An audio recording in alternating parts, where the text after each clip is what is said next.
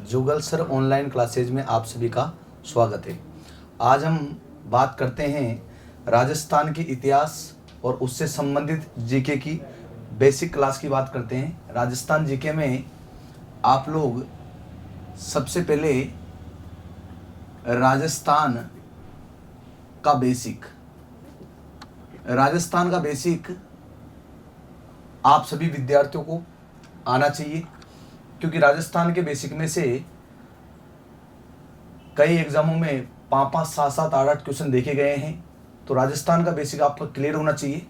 राजस्थान के बेसिक से पहले आप लोगों को राजस्थान के इतिहास में क्या क्या पढ़ना है, ये चीज़ें भी आपको आना बहुत ज़रूरी है। जैसे सबसे पहले मैं वही लिख देता हूँ, राजस्थान का बेसिक, यानी कि चाहे हिस्ट्री हो, चाहे कल्चर हो, चाहे ज्योग्राफी हो, राजस्थान का बेसिक। दूसरा टॉपिक हम पढ़ते हैं शिलालेख, ये भी आप लोगों को याद होना चाहिए। तीसरा टॉपिक हम पढ़ते हैं सिक्के, ये भी आप लोगों को याद होना चाहिए। चौथा टॉपिक हम पढ़ते हैं सभ्यता, ये भी आप लोगों को याद होना चाहिए। और पांचवा टॉपिक परमार वंश, गुर्जर प्रतिहार वंश,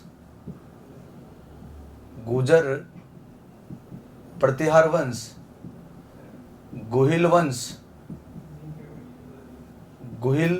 वंश, चौहान वंश, राठौड़ वंश, कछवा वंश,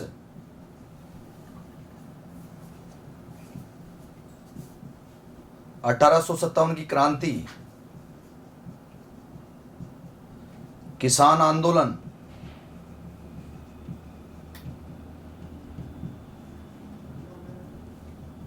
जनजाति आंदोलन,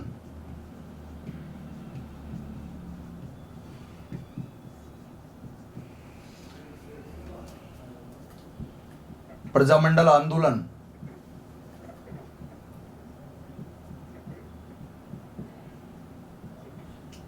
राजस्थान का एकीकरण,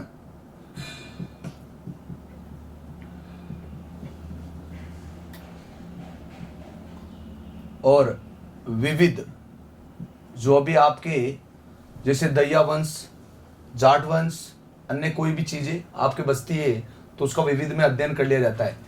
ये जो सिलेबस है, ये राजस्थान की हिस्ट्री का वो सिलेबस है जो पटवारी, कांस्टेबल ऐसी भर्तियों में आपको पेपर सोल्व करने में आपकी पूरी सहायता करेंगे। ज़्यादातर आप लोगों को ध्यान रखना है यहाँ से यहाँ तक, ज़्यादातर यहाँ से, यानी कि इन 4-5 टॉपिकों में से पिछले पटवारी के एग्जाम में 2015 में 7 से 8 क्वेश्चन पूछ लिए गए थे। 1 जून 2014 कांस्टेबल के एग्जाम में यहाँ से काफ़ी क्वेश्चन आए थे। आप लोग या तो इतिहास को डायरेक्ट स्टार्ट करते हो, सभ्यता टॉपिक से या चौहान टॉपिक से स्टार्ट करते हो, है ना। आप लोग हिस्ट्री में सभ्यता चौहान पढ़ने से पहले राजस्थान का बेसिक, शिलालेख, सिक्के, सभ्यता, परमार वंश, गुर्जर प्रतिहार वंश, और एक जो 17वां या 18वां टॉपिक मेरे हिसाब से बनना चाहिए आप लोगों का, कि राजस्थान में क्रांतिकारी एवं प्रमुख महिलाओं का योगदान, ये टॉपिक भी आपका क्लियर रहना चाहिए।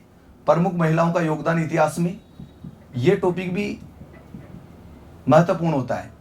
और यह कुल मिला के प्रमुख व्यक्तित्व में इन सब का अध्ययन किया जा सकता है ना। ये ऐसा नहीं है कि साहब कांस्टेबल की हिस्ट्री अलग होती है, पुलिस की हिस्ट्री अलग होती है, आरएस की हिस्ट्री अलग होती है, शिक्षक भर्ती की हिस्ट्री अलग होती है। हिस्ट्री है, इतिहास है।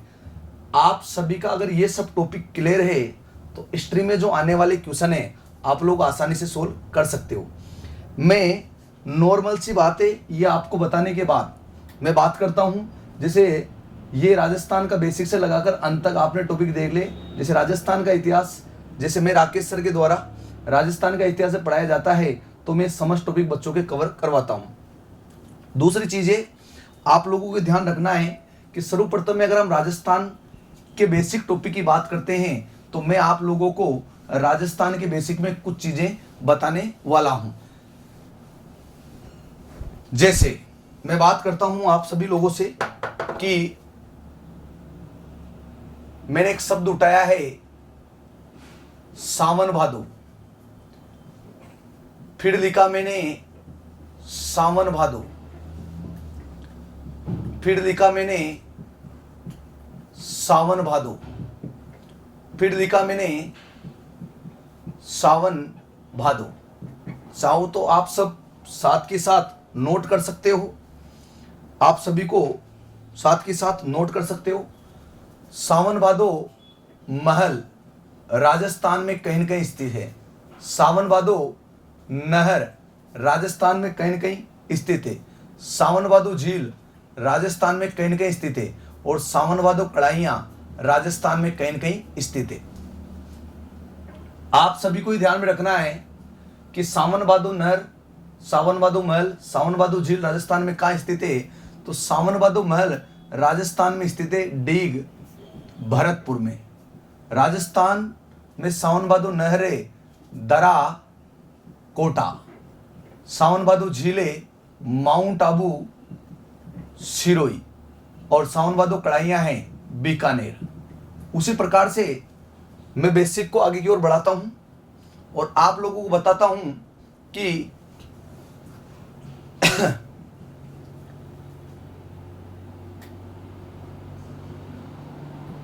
तीर्थों का मामा कहीं न कहीं है, तीर्थों का भांजा,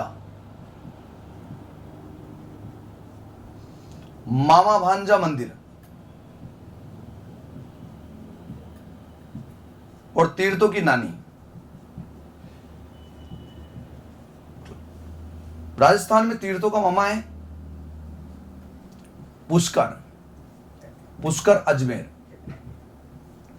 तीर्थों का भांजा है मंचकुंड, मंचकुंड धौलपुर। मामा भांजा मंदिर है अटरू, अटरू 12।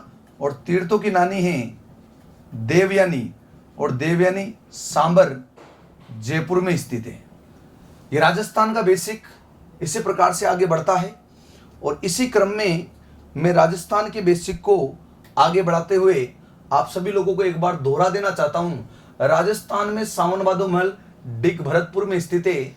सावन भादो नहर दर्रा कोटा में स्थित है। सावन भादो झील माउंट आबू सिरोई में स्थित है। और सावन भादो जो कड़ाहियां हैं वो बीकानेर में स्थित है। राजस्थान में तीर्थों का मामा पुष्कर को कहा जाता है जो अजमेर में स्थित है। राजस्थान में तीर्थों का भांजा मंचकुंड धौलपुर को कहा जाता है। राजस्थान में मामा भांजा मंदिर अटरू 12 में स्थित है। और राजस्थान में तीर्थों की नानी देवयानी सांबर जयपुर में है। उसी प्रकार से बेसिकों में आगे की ओर बढ़ाते हुए इसी क्रम में आप लोगों को बताने जा रहा हूं। देखो, राजस्थान में कई एग्जामों में क्वेश्चन पूछे जाते हैं। जैसे मैं आप लोगों को बताता हूं काजरी, और एक है आपरी, काजरी और आपरी।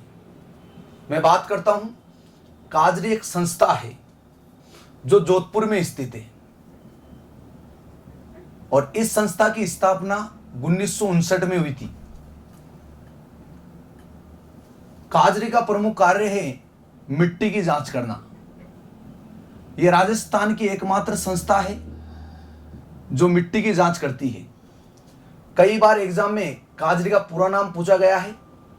इसका पूरा नाम आप लोगों को ध्यान रखना है, केंद्रीय शुष्क अनुसंधान संस्था जोधपुर, केंद्रीय शुष्क अनुसंधान संस्था जोधपुर। उसी प्रकार से आपरी, आपरी एक संस्था है, यह जोधपुर में स्थित है। आपरी एक संस्था है, जोधपुर में स्थित है। इसकी स्थापना 1980-85 में। और इसका जो कार्य है, इसका कार्य है वनों की जांच करना, वनों की जांच करना, वनों की जांच करना। इसका पूरा नाम पूछा गया था 1 जून 2014 को जो कांस्टेबल का एग्जाम हुआ था, वहां पर क्वेश्चन आया था ये वन अनुसंधान संस्था जोधपुर, वन अनुसंधान संस्था जोधपुर में स्थित है। वन अनुसंधान संस्था जोधपुर में स्थित है। जैसे राजस्थान के बेसिक में अपन बात कर रहे थे काजरी और आपरी संस्थान की, मैंने आपको काजरी और आपरी के बारे में बताया था। अब मैं बेसिक को आगे की ओर बढ़ाते हुए बात करता हूँ एक स्थान की जहाँ से एग्ज़ाम में काफ़ी क्वेश्चन आते हैं, और ये स्थान है मंडोर, और मंडोर जोधपुर में पड़ता है। आप सभी को मैं बताना चाहता हूँ यहाँ से काफ़ी महत्वपूर्ण क्वेश्चन बनते हैं। जैसे मैं बात करता हूँ राष्ट्रीय विधि विश्वविद्यालय, राष्ट्रीय विधि विश्वविद्यालय राजस्थान में अगर कहीं स्थित है तो वो स्थान है मंडोर। राष्ट्रीय विधि विश्वविद्यालय स्थित है।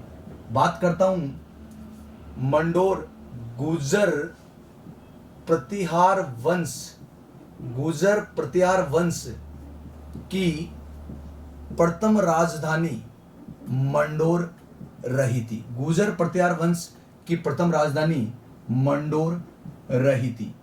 गुर्जर प्रतिहार वंश की प्रथम राजधानी मंडोर रही थी।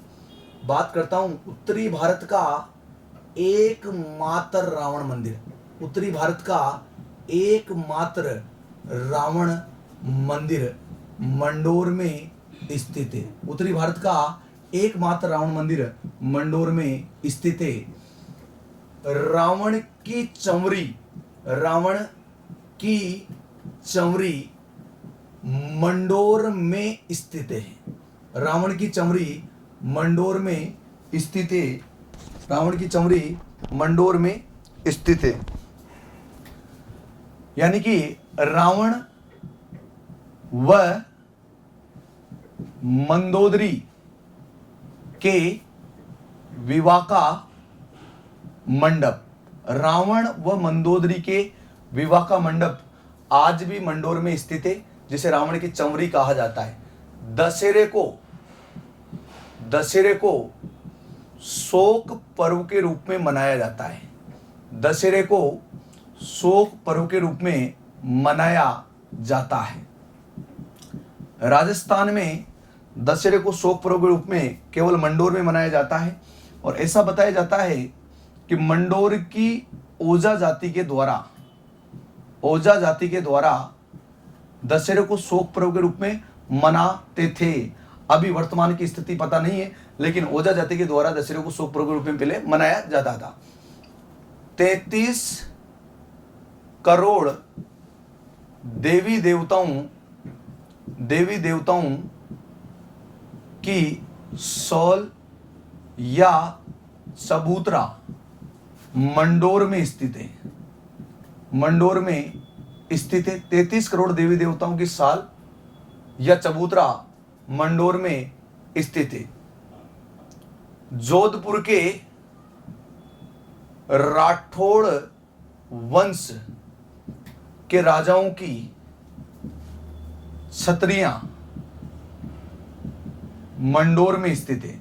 यानी कि एक शब्द लिया है मैंने सिर्फ मंडोर, और मंडोर में से हमने देखा कि राष्ट्रीय विधि विश्वविद्यालय मंडोर में स्थित है। हमने देखा गुर्जर प्रतिहार वंश की प्रथम राजधानी कभी मंडोर रही थी। हमने देखा उत्तरी भारत का एकमात्र रावण मंदिर मंडोर में स्थित है। हमने देखा रावण की चंवरी मंडोर में स्थित है। यानी रावण व मंदोदरी के विवाह के मंडप को चंवरी कहा जाता है। दशहरे को शोक पर्व के रूप में मंडोर में मनाया जाता है, और 33 करोड़ देवी देवताओं की साल या चबूतरा मंडोर में स्थित है। जोधपुर के राठौड़ वंश के राजाओं की छत्रियां मंडोर में स्थित है। आप सभी स्क्रीनशॉट ले सकते हो। मंडोर जोधपुर के बारे में हमने 1 2 3 4 5 6 7 लाइन लिखी है, उसको आप नोट कर सकते हो। जैसे राष्ट्रीय विधि विश्वविद्यालय मंडोर में स्थित है। गुर्जर प्रतिहार वंश की प्रथम राजधानी मंडोर रही है। उत्तरी भारत का एकमात्र रावण मंदिर मंडोर में, रावण की चंवरी मंडोर में स्थित है। 33 करोड़ देवी देवताओं की साल मंडोर में स्थित है, और दशहरे को शोक पर्व के रूप में मंडोर में मनाया जाता है। काजरी और आपरी के बाद उसी जिले की बेसिक एक मैंने मंडोर शब्द को उठाया, और वहां से आपके इतने सारे क्वेश्चन सोल्व हो सकते हैं। सेकंड ग्रेड जैसे एग्जाम में ये क्वेश्चन काफी बार पूछा गया है। पिछली बार किसी एक कंपटीशन एग्जाम में राष्ट्रीय विधि विश्वविद्यालय के बारे में पूछा गया था। दशहरे को शोक पर्व के रूप में मनाया जाता है, ये क्वेश्चन भी काफी बार आया है। अब एग्जाम में जब यहां से क्वेश्चन आते हैं तो विद्यार्थी इन क्वेश्चनों को सिलेबस में देखता है, भूगोल में देखता है, कला संस्कृति में देखता है और राजस्थान के इतिहास में देखता है, तो ये क्वेश्चन वहां न मिलकर ये क्वेश्चन यहां पर मौजूद होते हैं। इसलिए किसी भी कंपटीशन की तैयारी करते हुए राजस्थान का बेसिक पढ़ना आपको बहुत जरूरी है। मैं आगे की ओर बढ़ाता हूं राजस्थान के बेसिक को, और यहां पर आपने जो दशहरे को शोक पर्व के रूप में मनाया जाता है, जो ये शब्द लिखा था, मैं इस पर बात कर रहा हूं कि जब अगर मंडोर में दशहरे को शोक पर्व के रूप में मनाया जाता है तो फिर यहां से क्वेश्चन बनते हैं कि साहब दशहरे को हर्ष उल्लास या खुशी के रूप में कहां मनाया जाता है। तो आपका आंसर होगा कि जब दशहरे को शोक पर्व के रूप में मंडोर में मनाया जाता है तो मंडोर को छोड़कर पूरे राजस्थान में, मंडोर को छोड़कर पूरे राजस्थान में दशहरे को हर्ष उल्लास या खुशी के रूप में मनाया जाता है। अगली बात हो सकती है कि भाई भारत में दशहरा कहां का प्रसिद्ध है, तो भारत में दशहरा मैसूर कर्नाटक का प्रसिद्ध है। अगला क्वेश्चन हो सकता है आपका कि पश्चिमी राजस्थान में दशहरे के दिन खेजड़ी वृक्ष की पूजा की जाती है। अगला क्वेश्चन हो सकता है आप लोगों का कि दशहरा महाउत्सव बहुत महत्वपूर्ण है, दशहरा महोत्सव कहां का प्रसिद्ध है, तो आपका आंसर हो सकता है आदर्श नगर जयपुर का प्रसिद्ध है। अगला क्वेश्चन, दशहरे के दिन राम जी की सुप्रसिद्ध सवारी, राम जी की सुप्रसिद्ध सवारी राजस्थान में कहां निकाली जाती है, तो वो निकाली जाती है मेहरानगढ़ जोधपुर में। यही राजस्थान का बेसिक होता है। आप लोगों को सिर्फ क्वेश्चन अभी तक, और आप कह सकते हो कि हम ज्यादातर क्वेश्चन जो करते थे वो करते थे कि राजस्थान में दशहरा मेला, जहां भी दशहरा का नाम आता था हम डायरेक्ट कोटा करते थे कि राजस्थान में दशहरा मेला कहां का प्रसिद्ध है, तो हम कोटा आंसर करते थे। लेकिन आज के बाद आप सभी विद्यार्थियों को ध्यान में रखना है कि दशहरे में से अगर कोई क्वेश्चन आ रहा है तो वो यहीं से आएगा। राजस्थान में दशहरे को हर्ष उल्लास या खुशी के रूप में कहां मनाया जाता है, कि मंडोर को छोड़कर पूरे राजस्थान में मनाया जाता है। भारत में दशहरा कहां का प्रसिद्ध है, कि मैसूर कर्नाटक का प्रसिद्ध है। दशहरे के दिन पश्चिमी राजस्थान में काय की पूजा की जाती है, खेजड़ी वृक्ष की जाती है। दशहरा महोत्सव राजस्थान में कहां का प्रसिद्ध है, तो आदर्श नगर जयपुर का प्रसिद्ध है। दशहरे को राजस्थान में शोक पर्व के रूप में कहां मनाया जाता है, मंडोर मनाया जाता है। और दशहरे के दिन राम जी की सुप्रसिद्ध सवारी कहां निकाली जाती है, तो मेहरानगढ़ जोधपुर में निकाली जाती है। और दशहरा राजस्थान में जो दशहरा मेला है, मेला ओनली मेला जो दशहरा मेला है, ये कोटा का प्रसिद्ध है। अगला पॉइंट बन सकता है कि राजस्थान में या भारत में दशहरे मेले का आयोजन कब होता है, तो आश्विन शुक्ल दशमी या विजयादशमी के दिन होता है। तो सिर्फ आपको एक चीज ध्यान रखनी है, यहां हमारा एक शब्द काम किया है सिर्फ दशहरा, और हमने दशहरे में से इतने सारे क्वेश्चन बनाए हैं, तो आप सभी को ध्यान रखना है। इससे पहले आप लोग करते थे कि दशहरे में से कोई भी क्वेश्चन आ रहा है उसको कोटा कर रहे हो, ये गलत है। राजस्थान में दशहरे को शोक पर्व के रूप में मंडोर जोधपुर में मनाया जाता है। राजस्थान में दशहरे को हर्ष उल्लास या खुशी के रूप में मंडोर को छोड़कर पूरे राजस्थान में मनाया जाता है। भारत में दशहरा मैसूर कर्नाटक का प्रसिद्ध है। दशहरे के दिन पश्चिमी राजस्थान में खेजड़ी वृक्ष की पूजा की जाती है। दशहरा महोत्सव आदर्श नगर जयपुर का प्रसिद्ध है। और दशहरे के दिन राम जी की सुप्रसिद्ध सवारी मेहरानगढ़ जोधपुर में निकाली जाती है। राजस्थान में दशहरा मेला कोटा का प्रसिद्ध है। और दशहरे मेले का जो आयोजन होता है वो आश्विन शुक्ल दशमी या विजयादशमी के दिन होता है। बेसिक को मैं आगे की ओर बढ़ाते हुए अभी कोई टॉपिक नहीं ले रहे अपन, और जब मैं कोई भी टॉपिक लूंगा हिस्ट्री का तो मैं सबसे पहले उस टॉपिक के बारे में भी थोड़ा बहुत बेसिक बताऊंगा, उसके बाद मैं आगे की ओर बढ़ूंगा। क्योंकि आज के एग्जाम में जो क्वेश्चन आ रहे हैं वो व्यवहारिक ज़्यादा आ रहे हैं, तो इसी चीज़ को आगे बढ़ाते हुए मैं एक शब्द उठाने जा रहा हूं, और वहां से भी काफ़ी महत्वपूर्ण क्वेश्चन बनते हैं। और वो स्थान है पुष्कर, और पुष्कर पड़ता है अजमेर में। मैं पुष्कर के बारे में बात कर रहा हूं कि पुष्कर में आपके क्या क्या क्वेश्चन बन सकते हैं। देखो, विश्व का सबसे बड़ा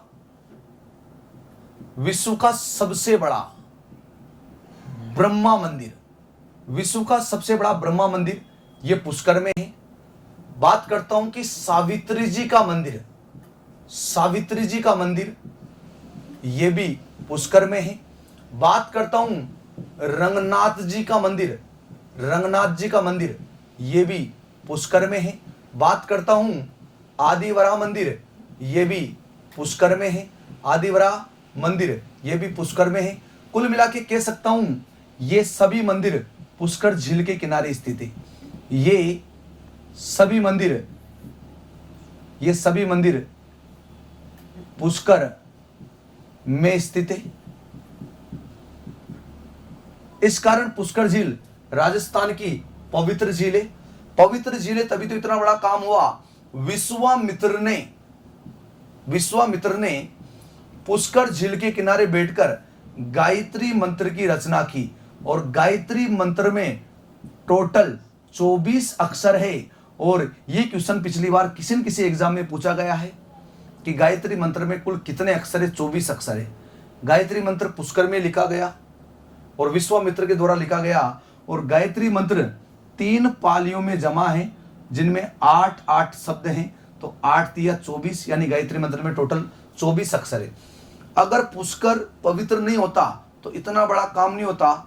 वेद व्यास ने पुष्कर झील के किनारे बैठकर महाभारत ग्रंथ की रचना की, जो विश्व का सबसे बड़ा ग्रंथ है। इसमें 1 लाख श्लोक है। महाभारत का प्राचीन नाम जय संहिता है और महाभारत का युद्ध 18 दिन चलाता। और महाभारत का युद्ध जब 18 दिन चलाता तो आप कह सकते हो कि इन 18 दिनों की घटना का जो वर्णन है वेद व्यास ने महाभारत ग्रंथ में ये चीज लिखी और ये पुष्कर झील के किनारे लिखी। सातवीं बात, पुष्कर झील के किनारे 52 घाट बने हैं जिनमें जनाना घाट, मैडम मेरी घाट, गांधी घाट प्रमुख घाट है।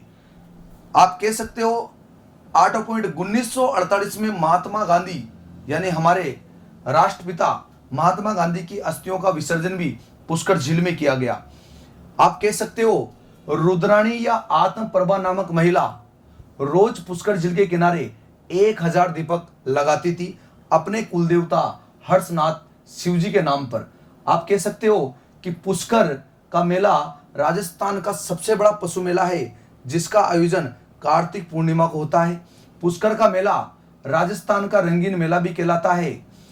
1911 में इंग्लैंड की महारानी मैडम मेरी पुष्कर आई थी। उस दौरान मैडम मेरी घाट का निर्माण करवाया था और मैडम मेरी घाट का वर्तमान नाम गांधी घाट है। ऐसे बेसिक क्वेश्चन पुष्कर से आते हैं तो आप लोगों को यह भी याद होना चाहिए कि भाई पुष्कर में से क्या क्या क्वेश्चन बन सकते हैं। इसी क्रम में मैं बेसिक को आगे की ओर बढ़ा रहा हूं और आगे की ओर बढ़ाते हुए आप लोगों को मैं बता देना चाहता हूं कि जिस प्रकार से राजस्थान और राजपूताना की लोग बात करते हैं तो राजस्थान और राजपूताना, जैसे राजस्थान के 33 जिले आप लोगों को याद है। वर्तमान के जो स्टूडेंट है 33 जिले आराम से अपने नक्शे में भर लेते हैं, परंतु सभी विद्वान साथियों को बता देना चाहता हूं मैं कि पिछली बार एग्जाम में क्वेश्चन ये भी आया था, जो आपका कभी राजपूताना राज्य था, उस राजपूताना राज्य का निर्माण 19 रियासत 3 ठिकाने एक केंद्र शासित प्रदेश से मिलकर होता था।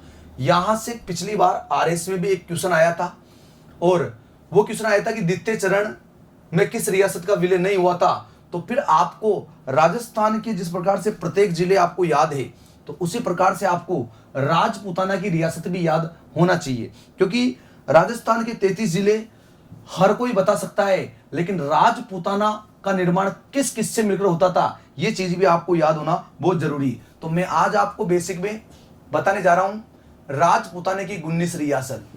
और राजपूताना की 19 रियासत आप लोग ध्यान से देखना, बाबू, झाड़ू, कीको, परसाटो, ABCD, JJB, मेवाड़, और मैं लिख देता हूं एक ये सिरोही। ये अब आप इसी में देख लेना, बांसवाड़ा, बूंदी, झालावाड़, डूंगरपुर, किशनगढ़, कोटा, प्रतापगढ़, शाहपुरा, टोंक, अलवर, भरतपुर, करौली, धौलपुर, जयपुर, जैसलमेर, जोधपुर, बीकानेर, मेवाड़, सिरोही, ये राजपूताना की 19 रियासतें। राजपूताना में तीन ठिकाने लावा पड़ता था टोंक में, कुशलगढ़ पड़ता था बांसवाड़ा में, और निमराना पड़ता था अलवर में। आप लोगों को बता देना चाहता हूं, पिछले किसी एग्जाम में क्वेश्चन आया था कि राजपूताने में जो 3 ठिकाने थे, क्षेत्रफल की दृष्टि से सबसे छोटा ठिकाना कौन सा था? तो आप लोगों को ध्यान रखना है, सबसे छोटा ठिकाना लावा था। जिसका क्षेत्रफल सबसे अधिक था वो था कुशलगढ़। इसका क्षेत्रफल सबसे अधिक क्षेत्रफल वाला ठिकाना कुशलगढ़ था। पिछली बार एग्जाम में क्वेश्चन आया है कि राजपूताना प्रांत में जो केंद्र शासित प्रदेश था, जो केंद्र शासित प्रदेश आप पढ़ते हो अजमेर, मेरवाड़ा, इस केंद्र शासित प्रदेश में से भी क्वेश्चन आया था पिछली बार। और क्वेश्चन यह था कि राजपूताना प्रांत में अजमेर, मेरवाड़ा एक केंद्र शासित प्रदेश था, है ना। तो ये मेरवाड़ा क्या था? ऑप्शन आए थे मेरवाड़ा क्या था। तो आपको ध्यान रखना है, यहां अजमेर मेरवाड़ा ना पूछ के उसने सिर्फ मेरवाड़ा पूछा था। तो आप लोगों को ध्यान रखना है, अजमेर से जोधपुर के बीच का भूभाग, अजमेर से जोधपुर के बीच का भूभाग यानी कि मेरवाड़ा कहलाता है। आप लोग ये 19 रियासत, 3 ठिकाने, एक केंद्र शासित प्रदेश का स्क्रीनशॉट ले सकते हो। और आप लोग ये भी याद कर सकते हो आज से 218 साल पहले हमारे राज्य की व्यूहरचना क्या थी, क्योंकि 2019 चल रहा है। 1800 ईस्वी में हमारे राज्य का नाम राजपूताना हुआ था, और राजपूताना का जो निर्माण है वो 19 रियासत, 3 ठिकाने, एक केंद्र शासित प्रदेश से मिलकर होता था। राजस्थान और राजपूताना में थोड़ा सा बेसिक अंतर है, आपको समझना है। आप ध्यान से देखो, क्या राजपूताना प्रांत में हनुमानगढ़ था, श्रीगंगानगर था, दौसा था, सीकर था, चूरू था, झुंझुनू था, भीलवाड़ा था, बारा था, पाली था, जालोर था। ये जो सब मैंने नाम बोले हैं ये राजपूताना प्रांत में कोई नहीं था। जबकि ये सब नाम जो मैंने बोले हैं ये सब राजस्थान के एक जिले हैं। पिछली बार बाड़मेर ऑप्शन में था, तो राजपूताना प्रांत में बाड़मेर भी कहीं नहीं था। राजपूताना प्रांत में क्या था आप सभी देखिए, बांसवाड़ा, बूंदी, झालावाड़, डूंगरपुर, किशनगढ़, कोटा, प्रतापगढ़, शाहपुरा, टोंक, अलवर, भरतपुर, करौली, धौलपुर, जयपुर, जोधपुर, जैसलमेर, बीकानेर, मेवाड़ और सिरोही। 3 ठिकाने लावा, कुशलगढ़, निमराना। सबसे छोटा ठिकाना क्षेत्रफल की दृष्टि से लावा था, और सबसे बड़ा ठिकाना क्षेत्रफल की दृष्टि से कुशलगढ़ था। और अजमेर मेरवाड़ा केंद्र शासित प्रदेश था। इसमें क्वेश्चन पूछा जा सकता है कि मेरवाड़ा क्या है। अजमेर तो हमें पता है आज भी कहाँ है, लेकिन मेरवाड़ा क्या है? तो अजमेर से जोधपुर के बीच का भूभाग मेरवाड़ा कहलाता था। आप लोगों को यह भी आना चाहिए बेसिक में, जिस प्रकार से 1800 ईस्वी में पहली बार हमारे राज्य का राजपूताना नाम हुआ, और राजपूताना नाम हमारे राज्य का जॉर्ज थॉमस ने दिया था। जॉर्ज थॉमस ने दिया था। मैं आपको बता देना चाहता हूं, जॉर्ज थॉमस ने राजपूताना राज्य में प्रवेश किया था शेखावटी रियासत से, और जॉर्ज थॉमस का देहांत हुआ था बीकानेर रियासत में। जॉर्ज थॉमस ने राजपूताना में प्रवेश किया था शेखावटी से। जॉर्ज थॉमस का देहांत हुआ था बीकानेर रियासत में, और जॉर्ज थॉमस ने जयपुर के राजा सवाई प्रताप सिंह को भी पराजित किया था। तो यहां से बहुत अच्छा क्वेश्चन बनेगा कि राजपूताना प्रांत पर सबसे पहले सफल आक्रमण करने वाला अंग्रेज कौन था? तो आंसर होगा जॉर्ज थॉमस। इसके बाद 1805 में हमारे राज्य का राजपूताना नाम दिया गया था, और राजपूताना नाम या लिखित रूप से दिया था, और लिखित रूप से देने वाला इतिहासकार था विलियम फ्रैंकलिन। हमारे राज्य का राजपूताना नाम विलियम फ्रैंकलिन ने दिया था और अपनी पुस्तक में दिया था, और इनकी पुस्तक का नाम है military memoirs of George Thomas. Military memoirs of George Thomas. और 1829 में हमारे राजपूताना का इतिहास लिखा था, और राजपूताना का इतिहास लिखने वाला कर्नल जेम्स टोड ने राजपूताना का इतिहास लिखा था। राजस्थान के इतिहास में कर्नल जेम्स टोड ने राजपूताना का इतिहास लिखा था अपनी पुस्तक annals and antiquities of Rajasthan में। Annals and antiquities of Rajasthan में। Annals and antiquities of Rajasthan में कर्नल जेम्स टोड ने राजपूताना का इतिहास लिखा था। कर्नल जेम्स टोड ने यह इतिहास अंग्रेजी भाषा में लिखा था। राजस्थान के इतिहास को हिंदी में लिखने वाला रोहिड़ा गांव सिरोही के एक इतिहासकार थे डॉक्टर गौरीशंकर ओझा। उन्होंने हमारे राज्य के इतिहास को हिंदी में लिखा था। कर्नल जेम्स टोड जब पुनः इंग्लैंड जा रहे थे तो जाते समय चित्तौड़गढ़ से मानमोड़ी शिलालेख को उठा ले गए थे, और बंबई के कस्टम अधिकारियों ने जहाज में शिलालेख को रखने से मना कर दिया, इसलिए वो शिलालेख ये यानी कि बंबई के समुद्र में फेंक गए थे। कर्नल जेम्स टोड की पत्नी का नाम आप लोगों को ध्यान रखना है। कर्नल जेम्स टोड की पत्नी का नाम जूलिया कल्टर बक था। जूलिया कल्टर बक, कर्नल जेम्स टोड की पत्नी का नाम जूलिया कल्टर बक था। ये बेसिक को आगे की ओर बढ़ाते हुए मैं बात करना चाहूँगा आप लोगों से कि जिस प्रकार से एग्जाम में यहाँ से अगर कोई क्वेश्चन आ रहा है तो आप लोग आसानी से कर दोगे।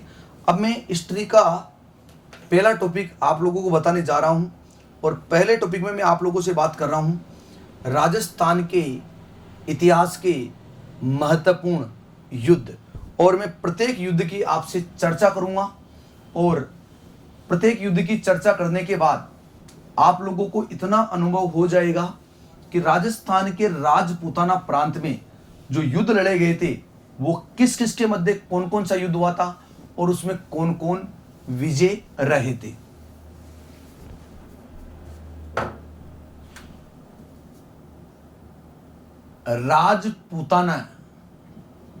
राजपूताना के ऐतिहासिक युद्ध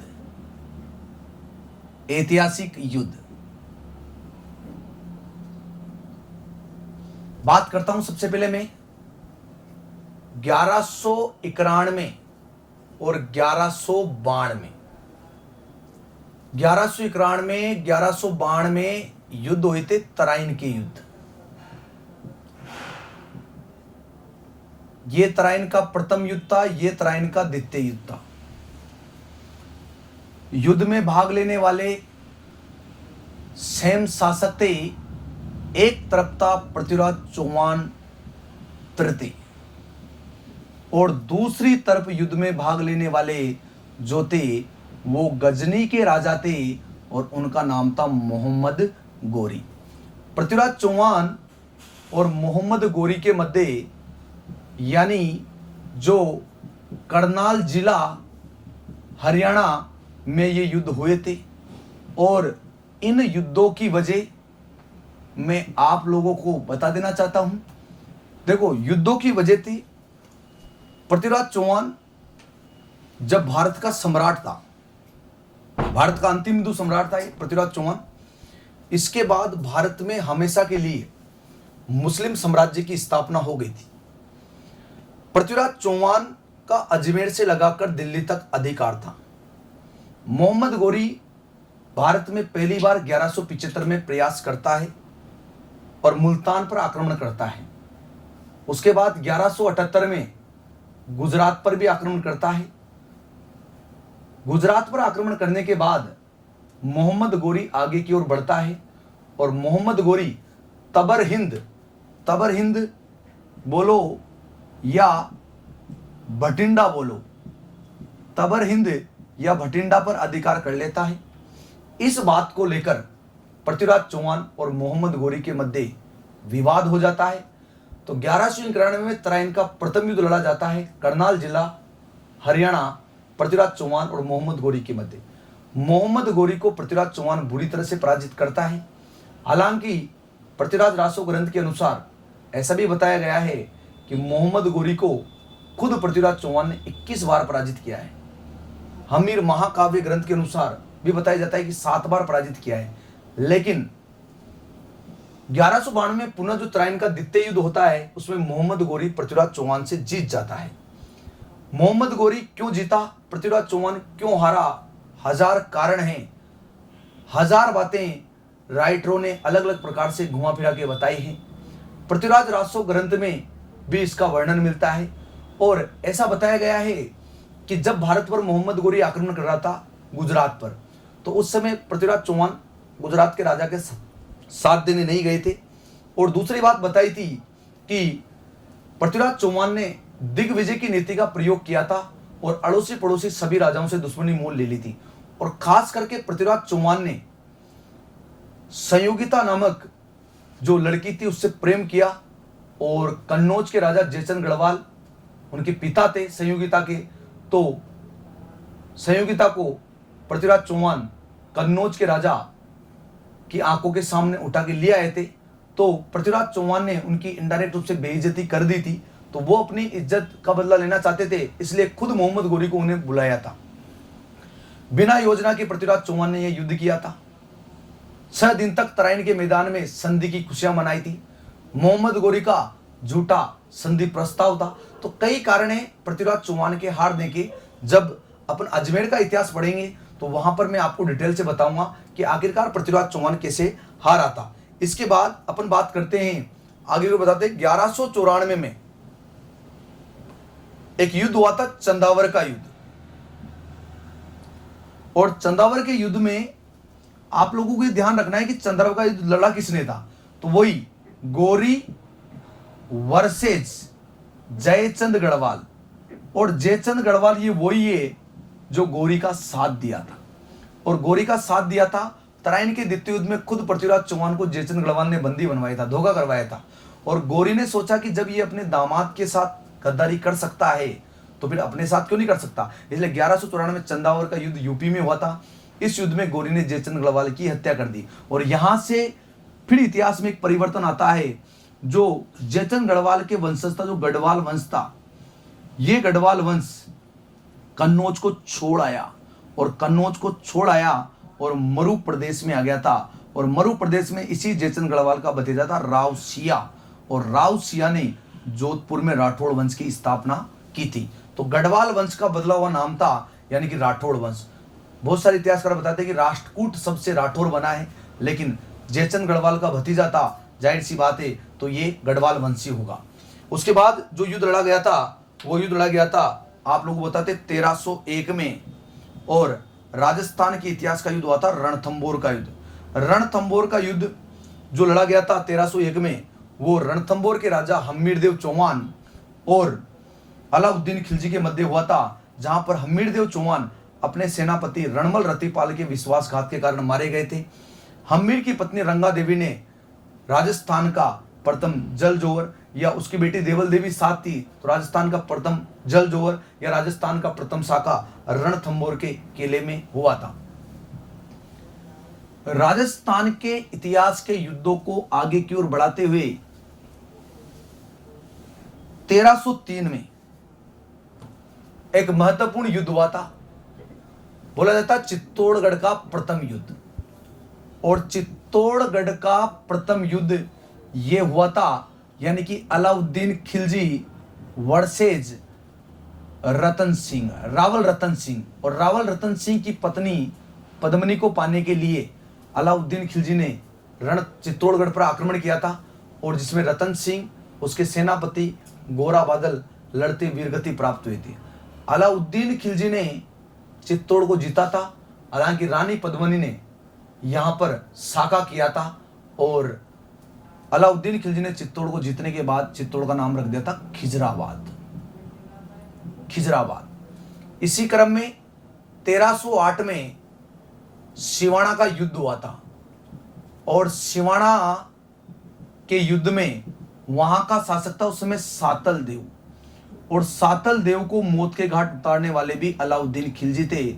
और अलाउद्दीन खिलजी ने सातल देव को मारा था यहाँ, क्योंकि सातल देव के एक सेनापति भाईला या भावला ने विश्वासघात किया था, और भाईला या भावला के विश्वासघात के कारण सातल देव लड़ते हुए मारे गए थे और सिवाना का नाम बदलकर इन्होंने कर दिया था खेराबाद। इसी क्रम में 1311 में अलाउद्दीन खिलजी ने आक्रमण किया था जालोर पर, और जालोर का शासक था उस समय कानड़देव चौहान। तो कानड़देव चौहान और अलाउद्दीन खिलजी के मध्य जो युद्ध हुआ था उसमें कानड़देव चौहान लड़ता मारा गया था, और कानड़देव चौहान के साथ विश्वासघात करने वाला उसका सेनापति था दैया बीका सरदार। और युद्ध है जैसे 1437 में, अच्छी प्रकार से जानते हो आप, यह एक युद्ध हुआ था सारंगपुर का युद्ध। और सारंगपुर का युद्ध महाराणा कुंभा वर्सेज मालवा के महमूद खिलजी के मध्य हुआ था, और महमूद खिलजी को कुंभा ने बुरी तरह से पराजित किया था, और महमूद खिलजी को पराजित किया था, और महाराणा कुंभा ने मालवा क्षेत्र को जीत लिया था। और इसी मालवा क्षेत्र के विजय के उपलक्ष्य में कुंभा ने चित्तौड़गढ़ में एक विशाल जीत की निशानी बनाई थी जिसका नाम है विजय स्तंभ। तो मालवा विजय के उपलक्ष्य में महाराणा कुंभा ने विजय स्तंभ का निर्माण करवाया था। आप लोग इसके बाद देखते हो कि 1517 में खातौली का युद्ध हुआ था, और खातौली के युद्ध में महाराणा सांगा और दिल्ली का राजा इब्राहिम लोदी ने भाग लिया था। इब्राहिम लोदी इस युद्ध में हारे थे और सांगा इस युद्ध में जीता था। इस युद्ध में सांगा की एक भुजा कटी थी, और ऐसा बताया जाता है कि खातौली उस समय पड़ता था बूंदी में, लेकिन वर्तमान में खातौली पड़ता है कोटा में। 1518 में फिर युद्ध हुआ था, और 1518 में युद्ध हुआ था बाड़ी का युद्ध। और बाड़ी का जो युद्ध हुआ था वो बाड़ी का युद्ध भी सांगा व इब्राहिम लोदी के मध्य ही हुआ था। ऐसा बताया जाता है कि इब्राहिम लोदी इस युद्ध में भी बुरी तरह से हारे थे।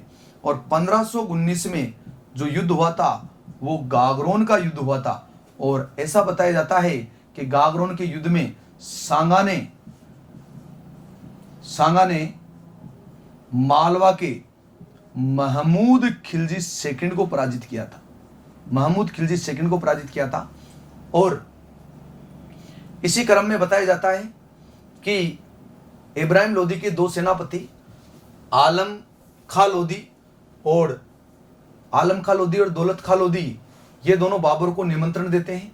बाबर आता है, और जब बाबर भारत आता है तो बाबर भारत पर अधिकार करने के लिए, दिल्ली पर अधिकार करने के लिए युद्ध करेगा, और उस युद्ध में इब्राहिम लोदी लड़ता मारा जाएगा। 21 अप्रैल 1526 को पानीपत का प्रथम युद्ध वही हरियाणा के मैदान में, और यह होगा बाबर वर्सेज इब्राहिम लोदी के मध्य, यानी इब्राहिम लोदी इस युद्ध में लड़ता मारा जाएगा। दिल्ली सल्तनत का एकमात्र राजा था इब्राहिम लोदी जो युद्ध में लड़ता मारा गया था। बाबर ने इस युद्ध में बारूद का प्रयोग किया था। भारत में प्रथम बार बारूद का प्रयोग पानीपत के युद्ध में हुआ था। इसके बाद इसी क्रम में आगे की ओर बढ़ते हैं, और 1527 में एक प्रसिद्ध युद्ध लड़ा गया था, और उस युद्ध का नाम है 1526 में भी 1527 में एक युद्ध हुआ था, और वो युद्ध हुआ था बयाना का युद्ध।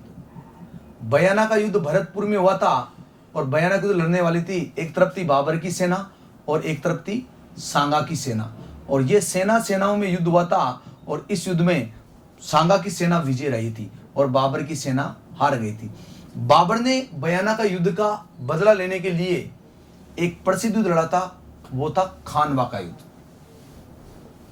17 मार्च 1527 को एक प्रसिद्ध युद्ध लड़ा गया था राजस्थान में 17 मार्च 1527 को, खानवा का युद्ध, खानवा का युद्ध। और इस युद्ध में एक तरफ बाबर और दूसरी तरफ महाराणा सांगा। ये युद्ध गंभीर नदी के तट पर लड़ा गया था और युद्ध हुआ था 9:30 बजे। रूपवास तहसील भरतपुर में लड़ा गया था। रूपवास तहसील भरतपुर में लड़ा गया था। यह राजस्थान के इतिहास का एक निर्णायक युद्ध माना जाता है, क्योंकि इस युद्ध के बाद राजपूत राजाओं में ऐसा कोई राजा नहीं हुआ जो इतनी सेना जुटा पाया जितनी सेना महाराणा सांगा ने जुटाई थी। और महाराणा सांगा इस युद्ध में हारा था। एक वीर राजा इस युद्ध में हार गया था। अपने एक सहायक सेनापति बोल दो या सहायक रियासत का एक राजा बोल दो, सलरी तमर और नागौर के खानजादा के विश्वासघात के कारण महाराणा सांगा को यह युद्ध हारना पड़ा था। राजस्थान के इतिहास में खानवा के युद्ध के बाद एक प्रसिद्ध युद्ध लड़ा गया था और उस प्रसिद्ध युद्ध का नाम है 1534-35 में हुआ था। और 1534-35 में हुआ था चित्तौड़गढ़ का दूसरा युद्ध। और चित्तौड़गढ़ का दूसरा युद्ध जो हुआ था, सांगा की पत्नी कर्मावती लड़ी थी यहाँ, और आक्रमण करने वाला राजा था गुजरात का बहादुर शाह। तो बहादुर शाह और कर्मावती ने ये युद्ध लड़ा था। ये सांगा की पत्नी थी। इस युद्ध के समय मेवाड़ का जो राजा था वह विक्रमादित्य था। कर्मावती ने अपने पुत्र विक्रमादित्य को अपने ननियाल यानी अपने नाना के घर बूंदी भेज दिया था। कर्मावती इस युद्ध में खुद नेतृत्व करती है और प्रतापगढ़ के रावत बाग सिंह को सेना का जिम्मा संभालती है। और बहादुर शाह से युद्ध करते हुए कर्मावती और प्रतापगढ़ का रावत बाग सिंह लड़ता मारा जाता है। कर्मावती के नेतृत्व में यहां मेवाड़ का दूसरा शाखा होता है, मेवाड़ का दूसरा शाखा। और ऐसा बताया जाता है कि विक्रमादित्य की पत्नी जवाहर बाई ने अपने पति के मरने से पूर्व यहां पर जौहर किया था, क्योंकि विक्रमादित्य उस समय अपने ननियाल था। इसके बाद इतिहास में आगे की ओर पढ़ते हैं तो 1567-68 में चित्तौड़ का तीसरा युद्ध हुआ था। और चित्तौड़ का तीसरा युद्ध हुआ था, उस समय जो मेवाड़ के राजा थे वो महाराणा उदय सिंह थे। और उदय सिंह के सेनापति जयमल फत्ता ने युद्ध लड़ा था। और आक्रमण करने वाला आक्रमणकारी था अकबर, और अकबर से युद्ध लड़ने वाला जयमल फत्ता था। उदय सिंह उस समय यहां से फरार हो गए थे। जयमल फत्ता ने बड़ी बहादुरी के साथ युद्ध लड़ा था। और युद्ध में ऐसा बताया जाता है कि खुद जयमल का साथ देने के लिए उनके भतीजे कल्लाजी आए थे, और वो कल्लाजी भी युद्ध में वीरगति प्राप्त हुए थे।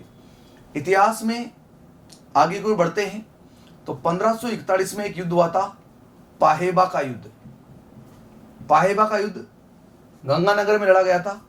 और इस युद्ध में बीकानेर के शासक राव जेत सिंह और मारवाड़ के मालदेव के सेनापति जेता व कूपा थे। तो जेता और कूपा ने मारवाड़ के शासक मालदेव के सेनापति जेता कूपा ने बीकानेर के शासक राव जेत सिंह को इस युद्ध में मौत के घाट उतार दिया था। इसके बाद राजस्थान या राजपूताना के इतिहास में अगला युद्ध लड़ा गया था 1544 में, गिरी सुमेल का युद्ध। तारीख भी बहुत महत्वपूर्ण इसकी, यानी कि 5 जनवरी 1544 को गिरी सुमेल का युद्ध हुआ था। यह गिरी सुमेल का युद्ध जेतारण के मैदान पाली में हुआ था। और इस युद्ध में एक तरफ शेरशाह सूरी था और दूसरी तरफ था यहाँ का राजा, मारवाड़ का राजा राव मालदेव। हालांकि मालदेव इस युद्ध में नहीं था और मालदेव की जगह युद्ध कर रहे थे इसके सेनापति जेता कुपा। और ये युद्ध शेरशाह सूरी हार ही गया था। जब इस युद्ध को जीता था तो शेरशाह सूरी ने एक शब्द कहा था कि एक मुट्ठी बाजरे के लिए मैं हिंदुस्तान की बादशाहत गवा देता। 1544 के बाद राजस्थान के इतिहास में एक 1567-68 में अपने देख ही लिया था चित्तौड़गढ़ का, लगातार 2, ये दूसरा साका था, ये तीसरा साका था, पहला 1303 में पद्मनी वाला था। आगे अगर बढ़ाता हूँ और 1576 की बात करेंगे अपन, और 1576 में जो युद्ध था वो युद्ध महाराणा प्रताप और अकबर के मध्य लड़ा गया था, और उस युद्ध का नाम था हल्दी घाटी का युद्ध। और उस हल्दी घाटी के युद्ध में राजपूत सेना और मुगल सेना का जो अनुपात था वो एग्जाम में बहुत महत्वपूर्ण है, लेकिन इसके बारे में डिटेल से अपन जब मेवाड़ का इतिहास पढ़ेंगे तो वहां देखेंगे। सिर्फ अपन यह बात करते हैं ये युद्ध 21 जून को हुआ या 18 जून को हुआ, दोनों तारीखें, और 1576 है। युद्ध का नाम है हल्दी घाटी का युद्ध, और युद्ध में भाग लेने वाला एक तो अकबर का प्रधान सेनापति था, वो था मान सिंह, और दूसरी तरफ युद्ध में भाग लेने वाला हाकिम का सुर, जो महाराणा प्रताप की ओर से लड़ रहे थे, अफगान सेनापति, और एक थे प्रताप। ये इतिहास का अनिर्णायक युद्ध माना जाता है। कोई इतिहासकार बोलता है कि इस युद्ध में महाराणा प्रताप जीते थे, कोई बोलते हैं कि अकबर का सेनापति मान सिंह जीता था, लेकिन यहां एक इंसान का नाम आपको याद रखना है, अब्दुल कादिर बदायूनी। ऐसा बताया जाता है कि इतिहासकार था जो अकबर के साथ था। युद्ध में राजपूतों का जो खून बहा था, उस खून में अब्दुल कादिर बदायूनी ने अपनी दाढ़ी रंगी थी, यानी राजपूतों के खून से अपनी दाढ़ी को रंगने वाला जो व्यक्ति था वो अब्दुल कादिर बदायूनी था। यह आपको ध्यान रखना है। राजस्थान के इतिहास में हल्दी घाटी युद्ध के बाद भी कई प्रसिद्ध युद्ध हुए, जिसे 1578 में एक युद्ध लड़ा गया था, कुंभलगढ़ का युद्ध। और कुंभलगढ़ के युद्ध में अकबर का सेनापति था शाहबाज खां, और इस युद्ध को लड़ने वाला प्रताप का मामा था मानसिंह सोनगरा। मानसिंह सोनगरा इस युद्ध में लड़ता मारा गया, और शाहबाज खां ने कुंभलगढ़ के युद्ध में पहली बार कुंभलगढ़ के किले को किसी ने जीता था तो वो शाहबाज खां था। इसके बाद राजस्थान के इतिहास में 1582 में एक युद्ध हुआ था, दिवेर का युद्ध। दिवेर का युद्ध राज संबंध में हुआ था, और राज संबंध वाले दिवेर के युद्ध में एक तरफ थी वही जैसे बयाना के युद्ध में थी प्रताप की सेना और अकबर की सेना।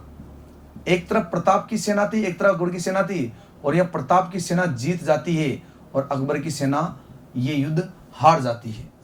उसी प्रकार से आगे की ओर 1644 में मतरे की राड़ हुई थी। यह कोई युद्ध नहीं था, यह सिर्फ राड़ थी, लड़ाई थी, और ये तरबूज को लेकर हुई थी या मतरे को लेकर। मतरे तरबूज को बोलते हैं। तो एक तरफ तो इसमें था बीकानेर का शासक करण सिंह, और दूसरी तरफ नागौर का शासक था अमर सिंह। नागौर का शासक अमर सिंह और बीकानेर का शासक करण सिंह, इसमें अमर सिंह विजय रहा था, और खिलवा और जोगणिया गांव, इन दोनों को लेकर यह युद्ध हुआ था। राजपूताने के इतिहास में युद्धों का क्रम आगे की ओर बढ़ रहा है, और इसके बाद इतिहास में जो युद्ध हुआ था वो दोराई का युद्ध हुआ था 1659 में। 1659 में दोराई का युद्ध हुआ था, और दोराई का युद्ध हुआ था अजमेर। इस युद्ध में भाग लेने वाला शाहजहां का बड़ा बेटा दारा शिको और शाहजहां का छोटा बेटा औरंगजेब था, और औरंगजेब इस युद्ध में विजय रहा था, यानी इस युद्ध को औरंगजेब के द्वारा जीता गया था, दोराई का युद्ध। उसके बाद पिलसूद का युद्ध पढ़ते हैं अपन, बहुत महत्वपूर्ण है ये। और आप जानते हो कि पिलसूद का जो युद्ध हुआ था वो 1715 में हुआ था। 1715 में पिलसूद का युद्ध, और जयपुर के राजा सवाई जय सिंह इस युद्ध में, पिलसूद के युद्ध में और मराठा सेना को पराजित किया था। 1733 में मंदसौर का युद्ध, और 1733 में मंदसौर का युद्ध हुआ था एमपी में, और मंदसौर के युद्ध में वो सवाई जयसिंह वो मराठाओं के मध्य, और इस युद्ध में मराठा जीते थे और सवाई जयसिंह बुरी तरह से हारे थे। तो 1733 में मंदसौर का युद्ध लड़ा गया था। उसके बाद बात करते हैं कि 1747 में एक बहुत महत्वपूर्ण युद्ध हुआ था, राजमहल का युद्ध। राजमहल का युद्ध, और राजमहल का युद्ध हुआ था टोंक में। पिछली बार नदी पूछ ली गई थी कि किस नदी किनारे लड़ा गया, तो बनास नदी के किनारे हुआ था। और यहाँ पर सवाई जयसिंह के दो बेटों ने युद्ध किया था, एक तो ईश्वरी सिंह और दूसरा छोटा बेटा था माधो सिंह। हालांकि ये युद्ध ईश्वरी सिंह ने जीता था। यहाँ ईश्वरी सिंह का साथ देने वाले मराठा थे, है ना। और इसके बाद इतिहास में पढ़ा जाता है कि 1761 में बहुत प्रसिद्ध युद्ध था बंटवाड़ा का युद्ध। बंटवाड़ा का युद्ध हुआ था, और बंटवाड़ा का युद्ध जयपुर के शासक सवाई माधो सिंह और कोटा के राजा शत्रुसेन हाड़ा के मध्य हुआ था। तो माधो सिंह वर्सेज कोटा के राजा शत्रुसाल हाड़ा, और शत्रुसाल हाड़ा ने यह युद्ध जीत लिया था। इसके बाद इतिहास में पढ़ा जाता है 1787 में तुंगा का युद्ध, और तुंगा का युद्ध ये दौसा में हुआ था, लेकिन वर्तमान में तुंगा जयपुर में पड़ता है। और सवाई प्रताप सिंह इस युद्ध में सवाई प्रताप सिंह ने मराठा सेना को हराया था। सवाई प्रताप सिंह ने मराठा सेना महादजी सिंधिया को बुरी तरह से पराजित किया था। महादजी सिंधिया को बुरी तरह से पराजित किया था।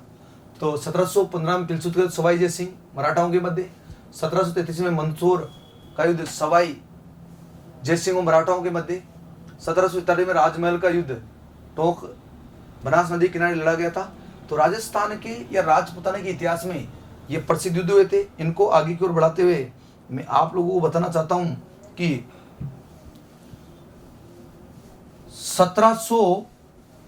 1790 में एक युद्ध हुआ था पाटन का युद्ध,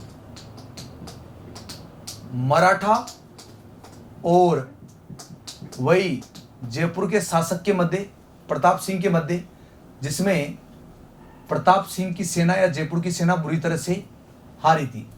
इसके बाद बात करता हूं मैं कि राजस्थान के इतिहास में 1807 में एक युद्ध हुआ था, और उस युद्ध का नाम है गिगोली का युद्ध। और गिगोली का युद्ध जोधपुर में हुआ था। और इस युद्ध में गिगोली का युद्ध जोधपुर में हुआ था। इस युद्ध में एक तो जोधपुर का राजा था मानसिंह राठौड़, और जोधपुर के राजा मानसिंह राठौड़ को आमेर के शासक जगत सिंह कछवा ने बुरी तरह से पराजित किया था। जगत सिंह कछवा ने बुरी तरह से पराजित किया। यहां पर यह युद्ध हुआ था कृष्णा कुमारी को लेकर, और कृष्णा कुमारी मेवाड़ के राजा उदय सिंह की पुत्री थी। और उसके बाद इतिहास में 1857 की क्रांति के दौरान दो युद्ध लड़े गए थे। एक तो हुआ था बिथोड़ा का युद्ध। बिथोड़ा का युद्ध पाली में हुआ था, और इसमें एक एरिनपुरैया आवा के क्रांतिकारी जो था ठाकुर कुशाल सिंह चंपावत, उस कुशाल सिंह चंपावत ने, यानी कि तत्कालीन राजा तख्त सिंह के एक सेनापति दो थे, ओनार सिंह पंवार और फौजदार राजमहल, इन दोनों की हत्या कर दी थी। 1857 क्रांति में एक युद्ध हुआ था गोरे काले का युद्ध, या इसको हिस्ट्री में बोलते हैं चेलावास का युद्ध। चेलावास या गोरे काले के युद्ध में, यानी कि ठाकुर कुशाल सिंह चंपावत ने अंग्रेज एजेजी मैक मोशन की गर्दन काटकर आवा के किले पे लटका दी थी। कुशाल सिंह ने यह तख्त सिंह के सेनापति को पराजित किया था। तो ये राजपूताना के विभिन्न प्रकार के युद्ध थे, जो महत्वपूर्ण युद्ध थे, वो सब मैंने आप लोगों को बता दिए। अब अगले वीडियो में या पार्ट 2 में अपन राजपूताना के जो वंश है उनकी बात करेंगे। तो अगले वीडियो में मिलते हैं।